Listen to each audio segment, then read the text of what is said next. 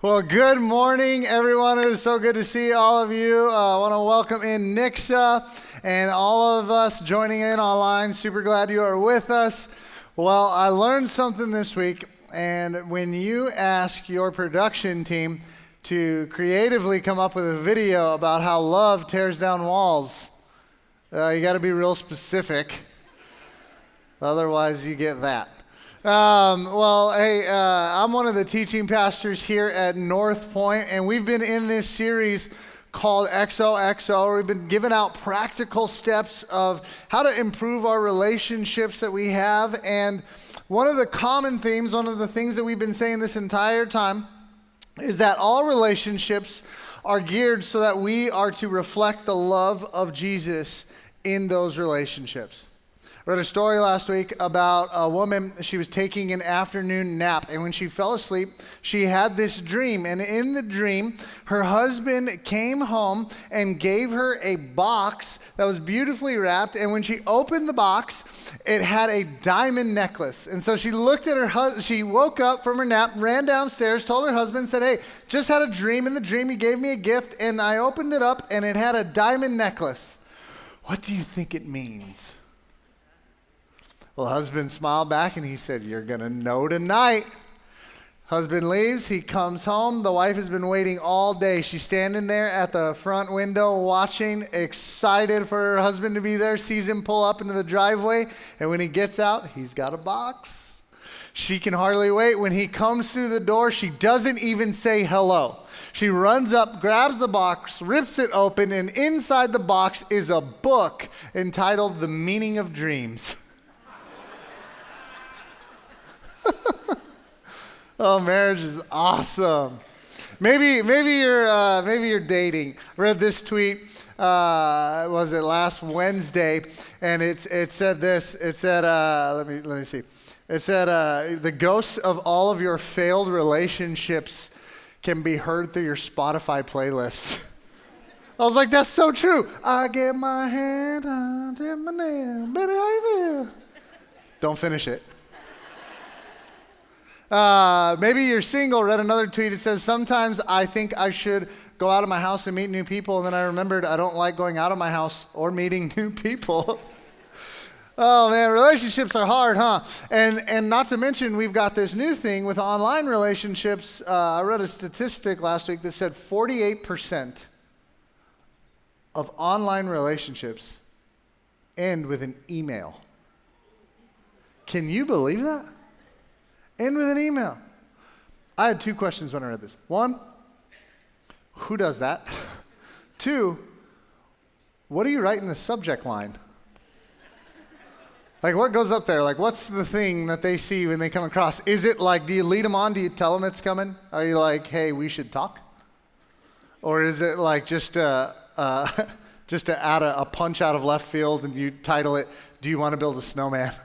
And they open it, whatever it is, listen, relationships are complicated. What makes it even more complicated is that the Bible doesn't have a ton to speak to all relationships. So what Jesus did, he did something great. He came and he took all of his law, all of God's law, and he combined it with all of God's love. And what he did was he brought these two things together in John chapter 15. I want to read it for you because this is what he says. He says, "My command is this: love each other as I have loved you." Now that's simple. I can take one command, but that may be a little more complex than just that. Maybe you are brand new to the faith, to following Jesus, and you don't know what that means yet. Maybe you don't even know Jesus yet or begin to follow him, and you're like, well, I'm not sure yet how he loves me. I've got a lot of questions about it. Or maybe you've been following Jesus for a really, really long time, and you're overwhelmed. You're like, man, there's so many ways, so many things, and you're not real sure which one or how to practically walk this out. Well, what I want to do today is, whether you find yourself building a relationship, finding a relationship, or just maintaining a relationship, whatever it is, here's what I want to give you. I want to give you a couple of practical ways, since we are to reflect the love of Jesus in all of our relationships, how you can do that this week. So if you're writing notes, take this down. This is the first thing. You love others with your words. The words of Jesus created relationship itself. Let me read this to you in John chapter 1, 1 through 3. It says this. It says, in the beginning, the Word already existed. The Word was with God, and the Word was God. He existed in the beginning with God. God created everything through him. Circle that word created. And nothing was created except through him. So here we see that before relationship ever even existed, God created relationship with his word. Now I want you to think about how every relationship in your life has begun. Unless it began with like you throwing up a gang sign. I've heard things about the Nixa campus pastor. Or awkwardly wiggling your body. You walk in, you see someone who's beautiful, and you're like, well, maybe it has. Relationships begin at the club. You're wiggling your body there. So whatever it is, think about this. They probably began with your words. You probably started with a conversation. Hi, my name is. I work at. All of your relationships began with your words. Jesus created a relationship with his words, and so do we. Jesus also healed with his words. There's a story in Matthew chapter 8 of a Roman officer who comes to Jesus with a sick servant, and he asks Jesus, will you heal him? Jesus says, yeah, show me the way. And he says, no. This is what he says in verse 8. He says this. He says, Lord, I'm not worthy to have you come to my home. Just say the word from where you are, and my servant will be healed. Now, how do you heal a relationship? How do you make up in a relationship? Besides that one thing. Your words, right? I'm sorry. I forgive you. I was wrong. I shouldn't have done that. Your words and Jesus' words, they bring healing to relationships. And here's all of it together. It's because words have the power to not just create and heal a relationship, they guide them. Psalms 119, 105 says this, says, your word is a lamp to my feet and a light to my path. So we see that Jesus' words, they guide us through life. And the truth is this, is that the words that you say, the words that you have are so powerful, they can create a relationship. They can heal your relationship wherever you're at today. And they can continue to guide your relationship. They can help your relationships, but just as much as they can help, they can also hurt them. Proverbs 15:4 says this, says, kind words heal and help, but cutting words, they wound and maim. Bottom line is this, write this down in your notes. Use your words to build, not destroy. Now, I want to show you a couple of pictures really quick of some houses, okay? This first picture, go ahead and pull that up. It looks like an abandoned home. You got some mold, you got some stuff falling off the walls, broken windows, busted doors. House isn't in a good condition. Let's look at this next one. This could have been a hotel, maybe. It looks like the Tower of Terror from... if you've ever been to Disneyland. But it's got walls missing, looks like it's been burned. You can see that all the windows are busted out, and the whole thing is pretty much destroyed. I want to show you two more pictures. Look at this one. That's a picture of my house. I live modestly. That's a beautiful home, right? It's got a beautiful deck, beautiful patio, who would not want to live there? Let me show you one more. Yeah, that's awesome. Beautiful view, right? Big windows, beautiful floors, beautiful lights. Now let me tell you something about these houses.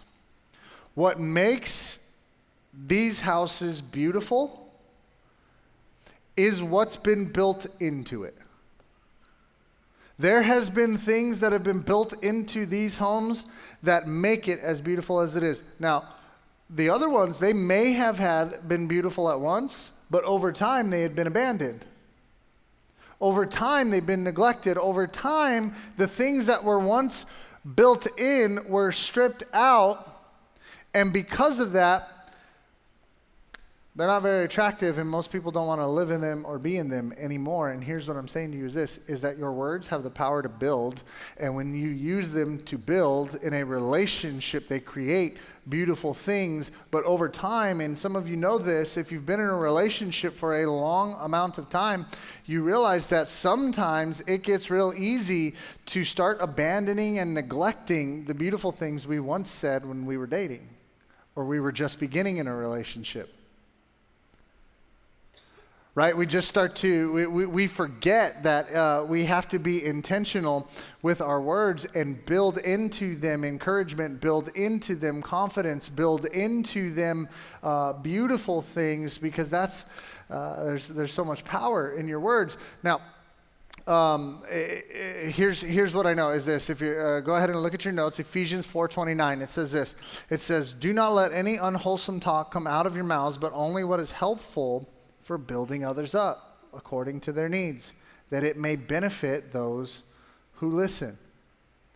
If you want to reflect the love of Jesus in your life, you have to let your words be used for building up. You have to use your words for building up. Words that encourage, words that give life, words that are helpful, these are words that reflect Jesus. But harsh words, spiteful words, words that cut down, those are words that strip and destroy a relationship. And here's what else I know about those buildings that I showed you. Usually when you build in things that are really beautiful, they're really expensive. And the reason they're really expensive is because they were thoughtfully crafted. When you get an item or something that costs a lot of money, it's because somebody put a lot of time and effort into creating it to look the way that it looked. Here's what I know about your words. Your words have more power when they're thoughtful. Instead of just a typical, "I love you, babe. I love you, babe. I love you. I love you too. I love you, babe." That just gets thrown out, and that's all that we say. Think about the things. Give it some thought when you talk to someone, knowing that your words have power. Think about it. It can sound like this. Maybe you're married, and instead of saying "I love you" this week, try saying something like this. "Hey, I appreciate how creative you are. You're always adding such cool things to our home. I love what you do. Thank you so much." That's so different than just "I love you, babe." Maybe you're dating and the person you're in a relationship with is in school. It could sound like this. "Hey, I know that midterms are coming up and you got a lot of studying to do, but I appreciate you taking time to hang out with me. That shows me that I mean a lot to you." Those are different. Those are thoughtful words. And if you struggle with, saying encouraging things or giving thoughtful words, and you kind of just blurt whatever comes out of your mouth out, let me give you an ancient New Mexican proverb. Zip it. Shut up. I don't know if I can say that in church, so that's why I drug it out. I was debating, should I say it? Should I not say it? There you go. Close your mouth. Not everything needs to be said. I don't know if you've ever had a morning. I had a morning the other day. I got two boys, a 3-year-old and a 1-year-old, and I got a puppy. My house can get crazy. It was the other morning, and we were standing in the kitchen, my wife and I. Nixa, I'm sure you've had some mornings like this. We're having a conversation, and my wife, she teaches online, so she gets up at like 4 o'clock in the morning and teaches kids in China. So she will get up, she will put on a nice dress shirt, and then she will put her hair up, and she'll put on her makeup. But because she's sitting at a computer, she'll wear basketball shorts and furry slippers. So we're standing in the kitchen, we're talking, and she's really stressed out about something, like really, really just having a hard time and a hard day, and so I'm there letting her vent. While she's venting, she begins to cry. And as she begins to cry, the eyeliner starts to run down her face. And in that moment, here's what happened. All of a sudden, it was like an atomic bomb went off in my house. The puppy starts barking as loud as he possibly can. It's like 6 o'clock in the morning. And he starts barking and jumping on the 3-year-old, and the 3-year-old begins to scream. And then the 1-year-old hears the 3-year-old screaming and the dog barking, and so he begins to scream and starts chucking his eggs off of his high chair. And I'm standing back looking at this like, what in the world is my family doing? 3 seconds ago, we were fine. What happened? Well, my wife, she goes into the bathroom, and when she comes out, she had seen a mirror. And so she comes out and jokingly looks at me and says, "Babe, I look like a disaster." And I could feel it coming up inside of me. I was like, no, don't say that. Don't. Chris, shut your mouth. Even a fool, here it comes. I can't stop it. I looked at her and I laughed. I was like, you do look like a disaster. Now, thankfully, my wife is amazing. And she laughed it off knowing that I'm an idiot.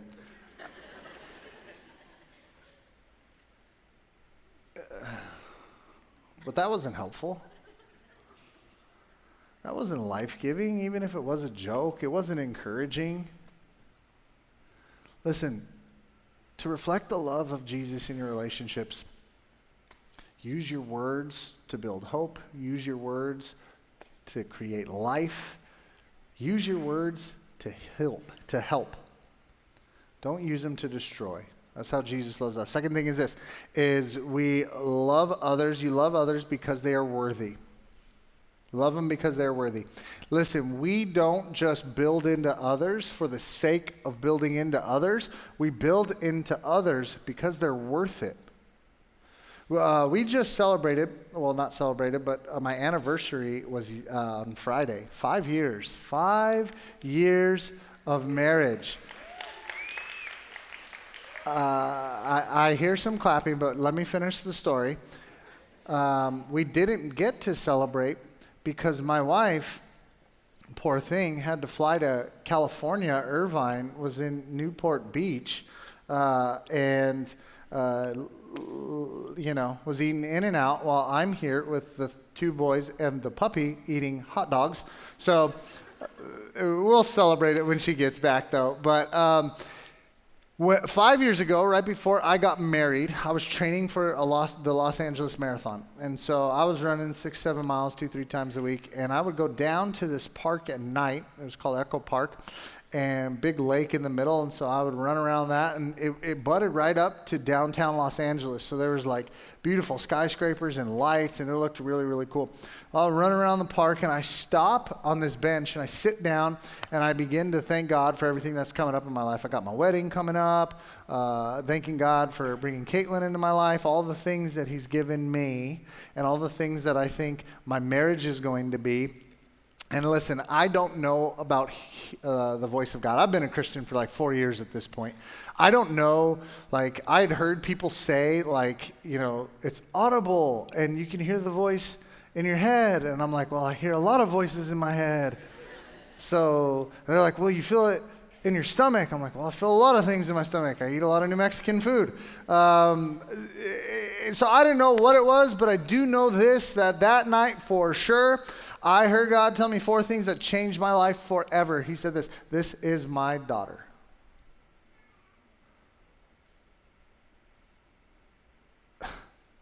What a gut check. Man, I wasn't just getting married because that's what I see everybody do on TV or that's what my parents did. I wasn't getting married because of what I thought I could get out of it or what I wanted. I was stepping into a lifelong relationship with a child of God, with his daughter. Now, how much worth do you think that gives her? Which means She wasn't worthy because of anything that she has done or would ever do. She was worth it because of who she was. She was a child of the King of Kings, which means that even when she had her worst days, she was still worth it. And this is exactly how Jesus loved you and I. Let me show you what Paul says in Romans 5:8. He says this. He says, God demonstrates, circle the word demonstrates, his own love for us in this. While we were still sinners, Christ died for us. Listen, while you and I were in the worst place possible that we could be, Jesus looked down and he gave the best possible he could give, his own life. And the Bible uses the word demonstrate here, and a demonstration is nothing more than a step-by-step process of teaching somebody something. So God says, okay, let me give you the step-by-step process of how you love like me. You love them when they're unlovable. When they are at their worst. When they're nagging. When they sometimes get critical. When they're annoying, when they impulsively spend money you don't have. I don't know anything about that. I've just heard that people can do it. Let me get a little bit more serious. When they have depression, and sometimes it feels like they don't love you back. You love them. If they get a little bit jealous, if they let you down, if they constantly lose the remote control. God, I hate that. You still have to love them. But listen, if you're in an abusive relationship, here's what I'll say, is this whole point is that you're a child of the King of Kings. You're a son or a daughter of God himself. And so here's what I want you to remember, is that you are worth so much more than that. And I need you to love yourself enough to leave that relationship today. Because you're a child of God. But they are worthy of everything. A little secret about love is this, is love wasn't just created to watch The Notebook, cry, and feel all warm and fuzzy inside. Love was a weapon that Jesus used to overcome evil.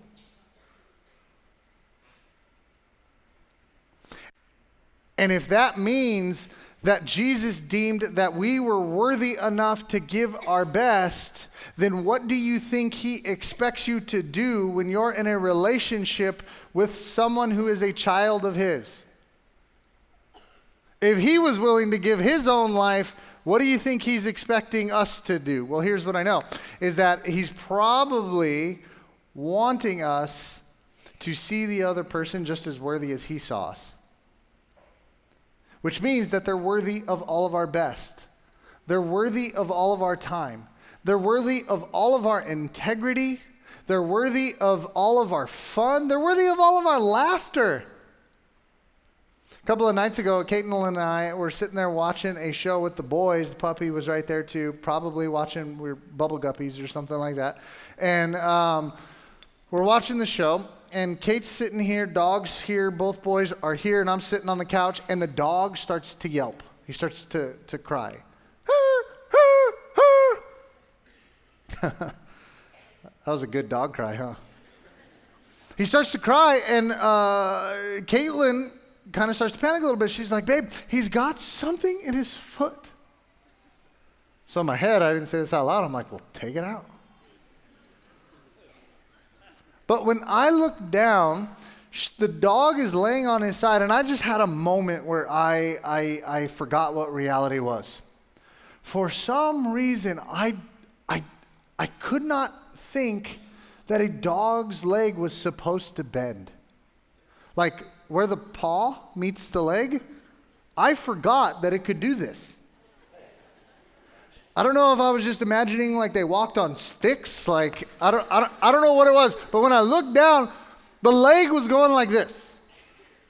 And like wiggling. And if you've ever watched a football game, when you see a leg look like this, it's not good.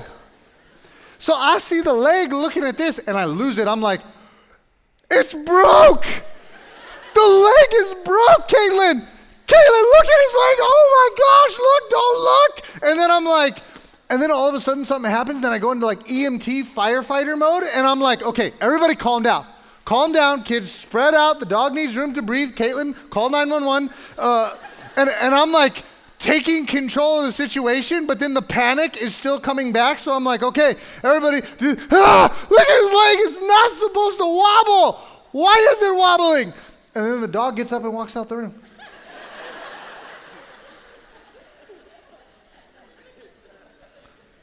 I'm like, what just happened?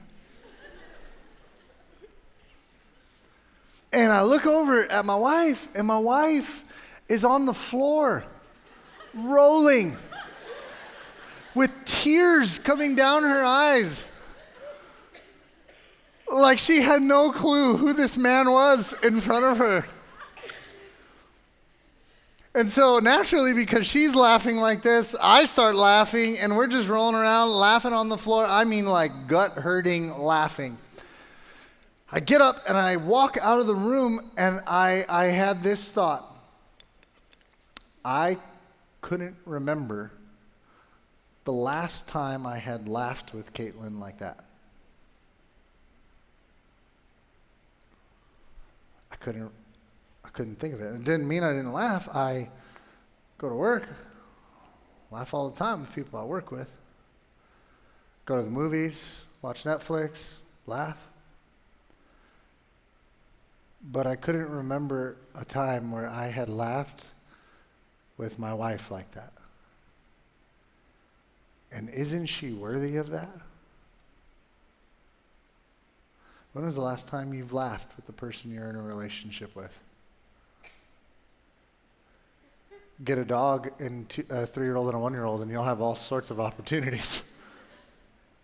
If you've got more than 4 kids, stop. You don't need to do that. But they're worthy of your best, because Jesus looked at us and he said, they're worthy of everything I got. I'm going to give them everything. And when you give everything, when you see how valuable and how much worth the person you're in a relationship, let this sink in this week. Person you're dating, person you're married to, person you're looking for, they're a child of God. Let that sink in. I think that'll tell you how much they're worth. Last thing is this, is you love others when you break down walls. Now, this is probably the most easiest one to know about Jesus when it comes to relationship, is that when we were created, we did this thing called sin. And sin is simply missing the mark or not. We made some mistakes. We messed up. And when that happened, what happened was there was a wall that came between us and the relationship God wanted to have with us, the life God wanted for us. There was a wall there. Now, when Jesus looked down at us, he said, they're worth it. I'm going to give my best. And he came down, and what did he do? He paid the penalty for sin, which means he lived a perfect life throughout his entire life. The Bible says that the penalty of sin is death. So when he lived a perfect life and then died, he died paying for something he didn't owe. And the moment he did that, the wall between the relationship that we were supposed to have with God came down. And now all of a sudden, when that wall was removed, we could now have the best relationship possible. And here's what I know, is that all week long, there are things in our lives that build up walls around our hearts. There's things that offend us, things that hurt us, things that we see on TV that scare us, children that stress us out, jobs that give us anxiety, things that we're doing to each other in our relationship that are constantly building up walls. And if we want the relationship to be healthy in the way that God intended it to be, then we need Jesus to come in and tear down the walls. In the book of Joshua, story about a man named Joshua, and he took over for Moses. When Moses was leading, he was a leader in Israel who had led the people out of slavery, and Joshua takes over and he's leading them into the promised land. And On the way, they encounter a city named Jericho. And this city was a fortified city. And the Bible says it was so fortified that no one could come in and no one could get out. Now, isn't this just a perfect example of what it's like when we build up walls around our heart? That the things that people, the person we're dating or married to, are trying to get in, we won't let in, and the things we need to get out, we don't know how to get them out. So Joshua, here's what he does. He goes, the Bible says he goes off alone, and when he's alone, a messenger of the Lord comes. A messenger of the Lord comes, and Joshua, he falls on his knees, and he asks the messenger of the Lord a very important question. He says this. He says, "What is the message that you have for your servant?" Now listen, I pray all kinds of prayers, oftentimes telling God what I need and what he should do. God, fix my relationship. God, heal me. God, make this better. God, whatever it is, I'm telling God what to do. But Joshua asks, man, what's the message you got for me? What would you have me do? And here's what the messenger says. He says, I want you to go back and tell your people that you're going to go and you're going to march around this city 6 times. And on the 7th time, I want you to sound the horns, blow the trumpets, and you're going to watch these walls fall down. Now, I've never been in the military, but if I'm leading a military, this sounds like a stupid plan. Like, you're going to send me into Afghanistan and Baghdad with a marching band? Well, that's stupid, God. But Joshua knows that if God said it, God will probably work it out. So he takes the message back. He tells his people, they march around 6 times. They sound the horns. They blow the trumpets on the 7th, and the walls come down. Let me sum it all up for you. Joshua got alone. He got a message from God, and then he walked it out, and it tore down a wall. Listen, if you want to tear down walls in your relationship, you get alone with God. You get the message of what you should do to make that relationship healthy, see the worth they have, what words you need to use, and then you go and you do it. And as silly and stupid as it might sound, sometimes God calls us to do those things and we don't understand it. We don't get it. We don't know what it's going to look like. Listen, I don't know what condition you walked in with. I don't know what condition your marriage is in. I don't know what condition your dating relationship is in. But I do know this, that if God gives you some things that would help it, if you just go and do it, no matter how hard it is, you're going to see walls fall down. But you have to go and do it. And so this means that we have to know and trust God enough that if he tells us something crazy, like some of us, we've been dating for quite a while, and we're not getting married because we're holding on to this small little idea of there might be something else out there. Maybe God's calling you to step up and get married. Maybe that might sound stupid, but I bet you if he did it, he would work it out. Maybe God is calling you to drop some things in your life, some habits, some old friends, things that have been holding you back from giving them all that they're worth. That might sound really stupid. Maybe God is calling you to forgive, even though it's hard. And listen, here's what I'm saying, is that we can rationalize this, right? I mean, if you think forgiveness is good and healthy for a relationship, then you should do it. But if you think bitterness is good and healthy for a relationship, then be bitter. But the choice is yours. And if we're going to love and reflect the love of Jesus Christ, you can't do that apart from being alone with him.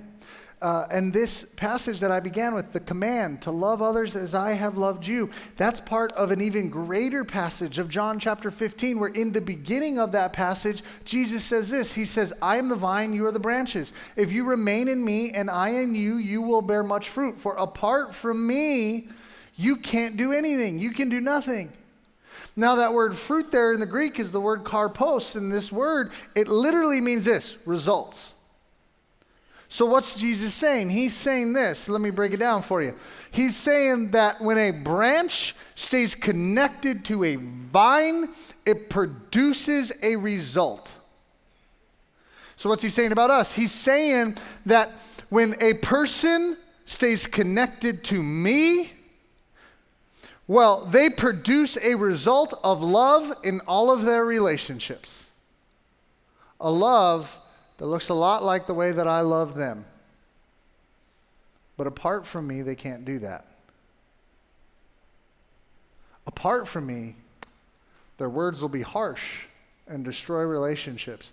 Apart from me, they won't see the value in the person. Apart from me, they can do nothing. But with me, I'll help you carefully craft some words that will build and give life and hope into your relationship. With me, I'll help you see the best in your spouse or the person you're dating, person you're looking for. I'll help you see how much they're worth. With me, you can love them just as the way as I loved you. So listen, this week, get alone with Jesus, download his message on how to tear down the walls, use your words to build and give hope, and just realize how valuable and worthy the person you are with actually is. Let's go ahead and pray. Jesus, thank you so much for demonstrating for us how to love like you. God, you saw that we were worth it. Your word created life and gave us life and created relationships. So Jesus, for all of us in here, I don't know where their relationships are, but you do. You know the things that they need desperately in their marriage, in their relationships that they're in, or the people that they are searching for now. You know that, God. Help us to live and love like you did. God, help us to sink in right now how much worth the person we're in a relationship has, because they're your child. God, give us the courage to use words to build into the relationship. Not carelessly just throw them out. God, help us to be so intentional this week. God, I pray that the relationships that are in this room, that are in Nixa, that are watching online, God, I pray that they would do a 180 this week simply because they just get alone with you and they download your message and then they walk it out. In Jesus' name I pray.